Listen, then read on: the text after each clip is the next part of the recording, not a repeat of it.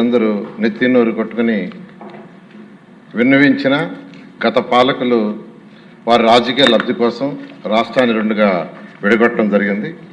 అయితే కంబైన్డ్ స్టేట్లో ఉన్న రాజధాని హైదరాబాదు తెలంగాణ ఉండటం వల్ల అది తెలంగాణలోకి ఉండిపోయింది. అయితే మన రాష్ట్రానికి రాజధాని అంటూ లేదు.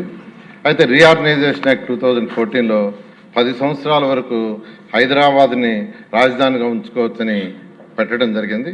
అయితే గౌరవనీయ ముఖ్యమంత్రి గారు ప్రజల దగ్గర నుండి పరిపాలన చేయాలనే ఉద్దేశంతో వెంటనే రాజధాని కట్టాలనే ఉద్దేశంతో ప్రతిపాదించి నిర్ణయించడం జరిగింది. అయితే రాజధాని ఎక్కడనే దానికి శివరామకృష్ణ కమిటీని కేంద్ర ప్రభుత్వం ఆ రోజు టెక్నికల్ కమిటీని పెడితే వాళ్ళు ఈ రాష్ట్రంలో ఉన్న అన్ని జిల్లాలని పోయి అందరి అభిప్రాయాలు తీసుకొని వాళ్ళు రిపోర్ట్ ఇవ్వడం జరిగింది. ఆ రిపోర్ట్లో ముఖ్యంగా అనేక మార్గాల్లో వాళ్ళు తీసుకున్న రిపోర్ట్లో 5380 మంది దగ్గర అభిప్రాయం సేకరిస్తే ఈ అభిప్రాయంలో ఎక్కువ మంది అంటే 11,156 మంది విజయవాడ గుంటూరు మధ్య క్యాపిటల్ సిటీ ఉంటే బాగుంటుంది ఇవ్వటం, విజయవాడ దగ్గర 663 మంది, విశాఖపట్నం దగ్గర 507, గుంటూరు దగ్గర 372, కర్నూలు 360, ఒంగోలు 265, రాజమండ్రి 139, తిరుపతి 113, దొనకొండ 116 మంది, మిగిలిన డిఫరెంట్ ప్లేస్లో 1037 మంది అభిప్రాయం వెలువిచ్చారు. అధ్యక్ష, ఎక్కువ మంది వెలుగుచ్చింది విజయవాడ గుంటూరు మధ్య క్యాపిటల్ సిటీ ఉండాలని నిర్ణయించడం. అయితే శివరామకృష్ణ కమిటీ రాష్ట్ర ప్రభుత్వాన్ని నిర్ణయించమని ఫైనల్గా దాంట్లో చెప్పడం, గౌరవనీయ ముఖ్యమంత్రి గారు అన్నీ ఆలోచించి రోడ్డు మార్గము, రైలు మార్గము, విమాన మార్గాలు, అదేవిధంగా ఓడరేవులు దగ్గరగా ఉండేటట్టుగా,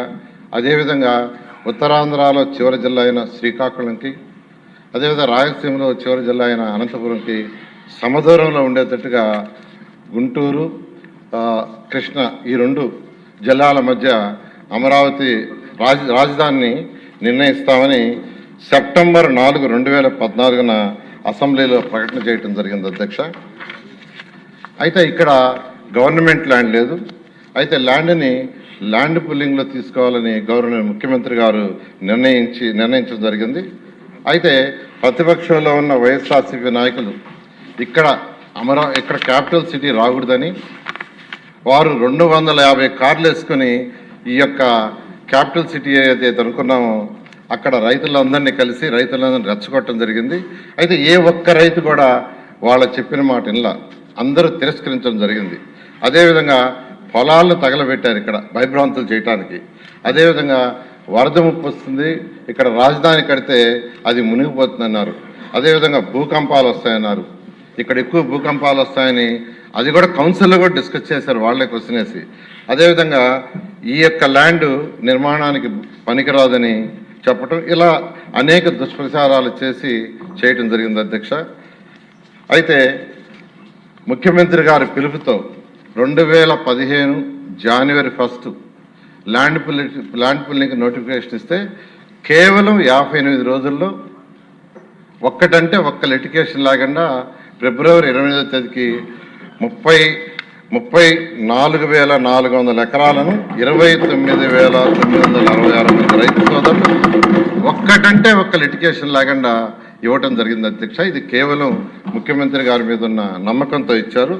అయితే ఈ వినూత్న ల్యాండ్ పుల్లింగ్ ప్రపంచంలో ఇంత లార్జ్ స్కేల్లో ఒక్కటంటే ఒక్క లిటిగేషన్ లేకుండా బహుశా జరిగింది మన యొక్క అమరావతిలోని. అధ్యక్ష, అయితే రైతు సోదరులకు ఆ రోజు వాళ్ళందరితో కూర్చొని అనేక దఫాలు డిస్కస్ చేసి ఒక అగ్రిమెంట్, అంటే ల్యాండ్ని డెవలప్ చేసిన తర్వాత జరీబ్ ల్యాండ్ అయితే 1000 చదరపడుగులు రెసిడెన్షియల్, 450 చదరపడుగులు కమర్షియల్, నాన్ జరీబ్ అయితే 1000 చదరపడుగులు రెసిడెన్షియల్, 250 చదరపడుగులు కమర్షియల్ ఇచ్చేటట్టుగా, అంతేకాకుండా 10 సంవత్సరాల పాటు వాళ్ళకి యాన్యుటీ ఇచ్చేటట్టుగా, జరీబ్ అయితే 50,000, నాన్ జరీబ్ 30,000 ఇచ్చేటట్టుగాను, అంతేకాకుండా ప్రతి సంవత్సరం నాన్ జరీబ్కి 3,000 పెంచేటట్టుగా, జరీబ్కి వచ్చి 5,000 పెంచేటట్టుగా ఆ రోజు గౌరవనీయ ముఖ్యమంత్రి గారితో వాళ్ళందరూ డిస్కస్ చేసి రైతు సోదరులందరూ నిర్ణయించారు. దాన్ని ముఖ్యమంత్రి గారు యాక్సెప్ట్ చేయటం, రైతు సోదరులకు అంతేకాకుండా రుణమాఫీ,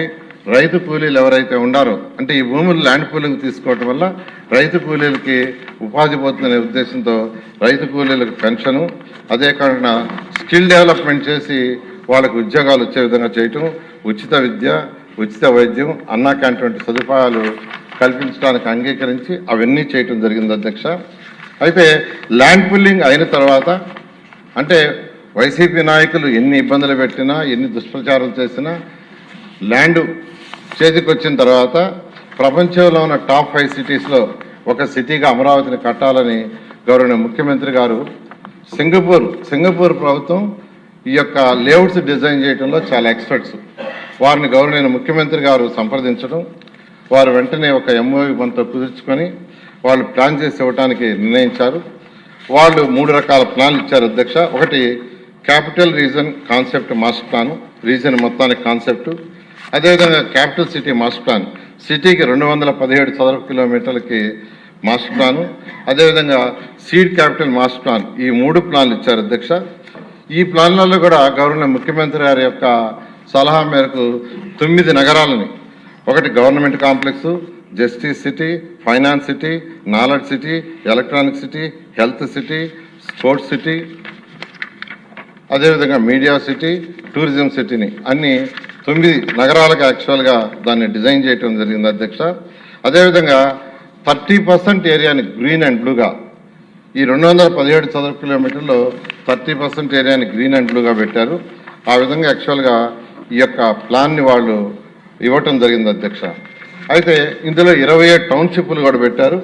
ప్రతి టౌన్షిప్కి పార్కులు, స్కూల్స్, హాస్పిటల్స్, కమర్షియల్ కంపెనీ అనేక సదుపాయాలు యాక్చువల్గా చేయటం జరిగింది అధ్యక్ష. అదేవిధంగా ఐకానిక్ బిల్డింగ్స్ కట్టాలనే ఉద్దేశంతో ప్రపంచంలో టాప్ 10లో ఒకరైన నార్మన్ ఫాస్ట్ అనే ఆర్కిటెక్చర్స్ని యాక్చువల్గా సెలెక్ట్ చేయటం జరిగింది అధ్యక్ష. ఇవన్నీ అయిన తర్వాత అమరావతి నిర్మాణం కోసంగా 41,170 కోట్లతో 2014-19లో టెండర్లు పిలవటం జరిగింది అధ్యక్ష. ఇందులో 350 కిలోమీటర్ల ట్రంక్ రోడ్స్, 1500 కిలోమీటర్ల లేఅవుట్స్ రోడ్స్.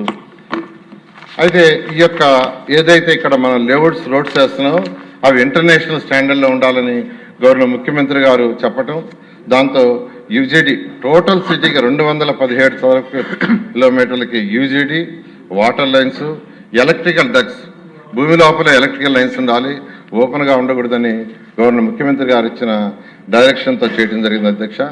అదేవిధంగా ఐసీటీ లైన్స్ కూడా భూమి లోపల వేయటం జరిగింది. ఫుట్పాత్లు, సైకిల్ పాత్లు, అదేవిధంగా బీఆర్టీఎస్ రోడ్లు, ఇవన్నీ యాక్చువల్గా ఇవన్నీ డిజైన్ చేయడం జరిగింది అధ్యక్ష.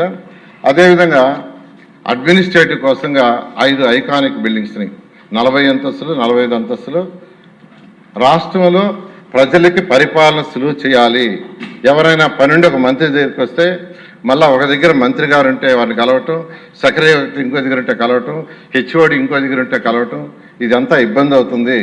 అందరూ ఒకే దగ్గర ఉండాలా, ఒకే బిల్డింగ్లో ఉండాలా, ఒకే ప్లేస్లో ఉంటే ఏదైనా పని కోసం వచ్చినప్పుడు వాళ్ళు వెంటనే వాళ్ళని కలిసి పని చేసుకోవటానికి సులువుగా ఉంటుంది, పరిపాలన సులువుగా చేయగలమనే ఉద్దేశంతో ఈ ఐకానిక్ టవర్స్ని యాక్చువల్ గవర్నర్ ముఖ్యమంత్రి గారు ఆదేశంతో యాక్చువల్గా వాటిని డిజైన్ చేయడం జరిగింది అధ్యక్ష. అదేవిధంగా న్యాయమూర్తులకు, మంత్రులకు, సెక్రటరీలకు, తర్వాత బంగాళాలు, ఆల్ ఇండియా ఆఫీసర్స్, ఎమ్మెల్యేలు, ఎమ్మెల్సీలకు, గెజిటెడ్, నాన్ గెజిటెడ్ ఆఫీసర్లకి అందరికి కూడా అపార్ట్మెంట్లు అన్నీ కలిపి 4026 నివాసాలకు టెండర్లు పిలవటం జరిగింది అధ్యక్ష. వీటన్నిటినీ గౌరవనీయ భారత ప్రధాని గారి యొక్క చేతుల మీద యాక్చువల్గా శంకుస్థాపన చేయటం జరిగింది అధ్యక్ష. అయితే అధ్యక్ష 2019లో ప్రభుత్వం మారిన తర్వాత విజయవాడ, గుంటూరు మధ్య రాజధానికి ఎటువంటి అభ్యంతరం లేదని 2019 ముందు ప్రతిపక్షంలో ఉన్న 2019లో ఉన్న జగన్మోహన్ రెడ్డి గారు అసెంబ్లీ సాక్షిగా అమరావతిని ఇక్కడే ఒప్పుకుంటామని, రాజధాని ఇక్కడే అని 30,000 ఎకరాలు కావాలని చెప్పిన గత ముఖ్యమంత్రి ప్రభుత్వం మారంగానే మాట మార్చేసి బోస్టన్ మరియు జిఎన్ రావు కమిటీలు వేసి రాజధాని విధానాన్ని 3 రాజధాని విధానాన్ని పైకి తీసుకొచ్చి 3 ముక్కల ఆటం మొదలుపెట్టాడు అధ్యక్ష. అత్యంత దుర్మార్గంగా ఏపీసీఆర్డీ చట్టాన్ని రిపేల్ చేశారు, ప్రజావేదికను కూల్చేశారు, రైతులను పెట్టడానికి ఇబ్బందులు పెట్టారు, మహిళలను చూడకుండా లాఠీ చార్జీలు చేయించి తీవ్రమైన చిత్రహింసలకు గురి చేశారు, రైతులు పాదయాత్ర చేస్తుంటే అనేక ఇబ్బందులకు గురి చేశారు, నిర్మాణ పనులన్నీ ఆపేసి కాంట్రాక్టులను బెదిరించారు, ఎంప్లాయ్మెంట్ ఎకనామిక్ గ్రోత్ కోసం కేటాయింపు చేసిన వివిధ సంస్థలను బెదిరించి వాళ్ళు ఇక్కడ నిర్మాణాలు చేయకుండా అడ్డుపడ్డారు. పైగా మాట మార్చి సీఎం ఎక్కడ కూర్చుంటే అక్కడే రాజధాని పగల్బాలు పలికారు. ఈ విధంగా రోజుకొక్కొక్క మాట చెప్తూ ప్రజలను భయభ్రాంతులు చేసి అమరావతి రాజధాని మొత్తాన్ని నిర్మాణం చేశారు అధ్యక్ష. అయితే అధ్యక్ష, ఎన్డీఏ ప్రభుత్వం వచ్చే ముందు గౌరవ ముఖ్యమంత్రి గారు చాలా క్లియర్గా ప్రభుత్వం రాగానే రాజధానిని అమరావతిలో నిర్మిస్తానని చెప్పటం, అయితే 2024లో ప్రభుత్వం రాగానే గౌరవ ముఖ్యమంత్రి గారు వెంటనే రాజధాని నిర్మాణించమని ఆదేశించడం జరిగింది అధ్యక్ష. అయితే గత ప్రభుత్వం చేసిన అనేక అవకతవకలు దుర్మార్గాల వల్ల 2014-19లో వెంటనే రాజధాని కట్టడానికి అనేక సమస్యలు ఎదురైంది అధ్యక్ష. అదేంటంటే 2014-19లో ఏ కాంట్రాక్టర్లు అయితే ఇక్కడ కన్స్ట్రక్షన్స్ స్టార్ట్ చేసి మొదలుపెట్టారో వాళ్ళకి డబ్బులు ఇవ్వలేదు అధ్యక్ష.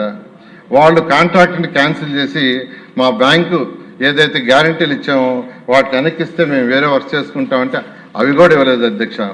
వాళ్ళది ఏదైతే ఇక్కడ మెటీరియల్ ఉందో అవి తీసుకుపోతామన్నా తీసుకుపోలేదు అధ్యక్ష. మెటీరియల్గా దొంగతనం జరిగినా చూసి చూడనట్టు వదిలేస్తూ ఇలా అనేక ఇబ్బందులు చేస్తే వాళ్ళందరూ ఈ ప్రభుత్వం వచ్చిన తర్వాత మా సమస్యలను ఫస్ట్ మీరు డిస్కస్ చేసి మాకు ఇబ్బందులు చేసి మీరు మళ్ళా టెండర్లు పిలవమంటే కమిటీలు వేసి టెక్నికల్ కమిటీలు వేసి వాళ్ళ సమస్యలన్నింటినీ అనేక దఫాలు డిస్కస్ చేసి మళ్ళీ ఎవరు కూడా కోర్టులకు వాటికి పోకుండా అథారిటీలో పెట్టి మళ్ళీ క్యాబినెట్లో పెట్టి సొల్యూషన్ చేసి అధ్యక్ష. అది అయిన తర్వాత మళ్ళీ యాక్చువల్గా టెండర్లకి ముందుకు పోవడం జరిగింది అధ్యక్ష. అయితే టెండర్లకు ముందుకు పోయే ముందు ఏదైతే అంతకుముందు చేసిన వర్క్స్ వాటి స్టాండర్డ్ కరెక్ట్గా ఉందా లేదా అనే దానికోసం ఐఐటి చెన్నై, ఐఐటి హైదరాబాద్ వాళ్ళకి ఇచ్చి వాటి నాణ్యతని పరిశీలించి రిపోర్ట్ ఇవ్వమంటే వాళ్ళకి కొంత టైం తీసుకొని వాటి నాణ్యతని పరిశీలించి పాజిటివ్గానే రిపోర్ట్ ఇచ్చారు. అయితే వర్క్లు స్టార్ట్ చేస్తుంటే మళ్ళా జగన్మోహన్ రెడ్డి గారు మళ్ళా విష ప్రచారం మొదలుపెట్టారు అధ్యక్ష. అంటే అసలు రివర్ బెడ్కి రివర్ బేసిన్కి తేడా తెలియకుండా, రివర్ బెడ్ అంటే ఏంది, రివర్ బేసిన్ అంటే తెలియకుండా రివర్ బేసిన్లో రాజధాని కడుతున్నారు, సుప్రీంకోర్టు కలగజేసుకోవాలని స్టేట్మెంట్ ఇచ్చారంటే అదంతా ప్రజలని భయభ్రాంతులు చేసి మళ్ళా ఇక్కడ రాజధాని రాకూడదు, ఏదో విధంగా కోర్టులో లిటిగేషన్ పడాలి, ఈ రాజధాని ఆగిపోవాలనే ఒక దుష్ప్రచారంతో మొదలుపెట్టారు అధ్యక్ష. అంతేకాకుండా సీఎం ఎక్కడుంటే అక్కడే రాజధాని మళ్ళా ఆ భాషను తీసుకొచ్చారు. అంటే ఢిల్లీలో ఉంటే ఢిల్లీలో, బెంగళూరులో ఉంటే బెంగళూరులో, ఇలా అంటే ప్రజలని రకరకాలుగా భయభ్రాంతులు చేయాలా, ఇక్కడ రాజధాని రాకుండా చేయాలనే ఉద్దేశంతో చేయడం జరిగింది అధ్యక్ష. అయితే కానీ రైతులు ఏ రైతులైతే ల్యాండ్ పుల్లింగ్కి ల్యాండ్ ఇచ్చారో ఆ రైతులు గౌరవనీయ ముఖ్యమంత్రి గారిని కలిసి, సార్ దీనికి ఒక శాశ్వత పరిష్కారం చేయండి, రోజుకు ఒక్కొక్క స్టేట్మెంట్ ఇస్తున్నారు, అందువల్ల చట్టంలోనే ఏదైతే 2014 చట్టంలోనే సవరణ చేయించి ఇది శాశ్వత రాజధాని ఉండేటట్టుగా చేయమని గౌరవనీయ ముఖ్యమంత్రి గారు రైతు సోదరులందరూ కలిసి మాట్లాడటం, సీఎం గారు కేంద్రంతో ప్రైమ్ మినిస్టర్ వాళ్ళతో మాట్లాడి ఇన్ ప్రిన్సిపల్ యాక్చువల్గా వాళ్ళు యాక్సెప్ట్ చేశారని తెలిసింది. అయితే